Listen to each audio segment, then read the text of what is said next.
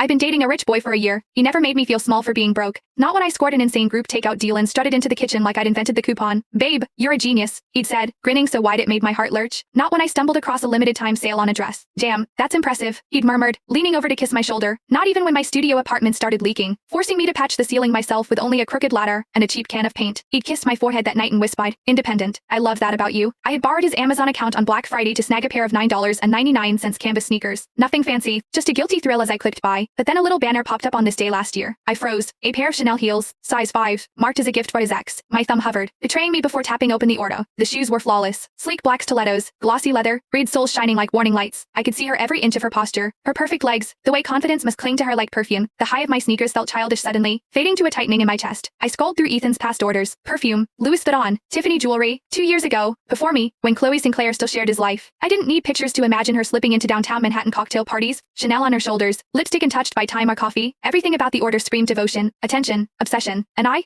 was just me. Small, messy, inexpensive me. I tried to tell myself it was over. A mature woman doesn't interrogate her boyfriend about the past. A good girlfriend doesn't care. I tried to chant it like a mantra, but my fingers betrayed me. The file labeled her glowed temptingly on the screen. I knew I shouldn't open it, and yet I did. The white stabbed instantly. She loves spicy food. Strike one. She won't touch cilantro, scallions, garlic. Not me. She adores rainy days and walking barefoot on hardwood floors. She loves cats. She's impossible to coax when angry, but when she smiles, her eyes ignite. And her period? Her stomach cramps like hell, yet she still eats ice cream. The final line hit like a punch. You always make my heart ache. I never want you to struggle. Chloe, Ethan's Chloe, the one before me. My knuckles whitened around the phone. My stomach twisted. I shoved the device aside, forcing myself to breathe. The shower cut off. Water no longer counting tiles or dragging my thoughts further down the spiral. Ethan stepped out, shirtless, water clinging to the curve of his ABS. The scent of him citrus soap. Shampoo warmth filled the room as he grabbed a beer from the fridge. Crack. Pop. He strolled over, catching my gaze. What's up? You didn't get them? I did, I said, my voice steadier than I felt. He grinned, pinched my cheek, and plopped beside me. That's my girl. Only 500 pairs in the whole country, and you snatched one. I should have felt proud. I wanted to feel proud, but the heels haunted me. Black leather, red soles, Chloe's ghost dancing through my mind.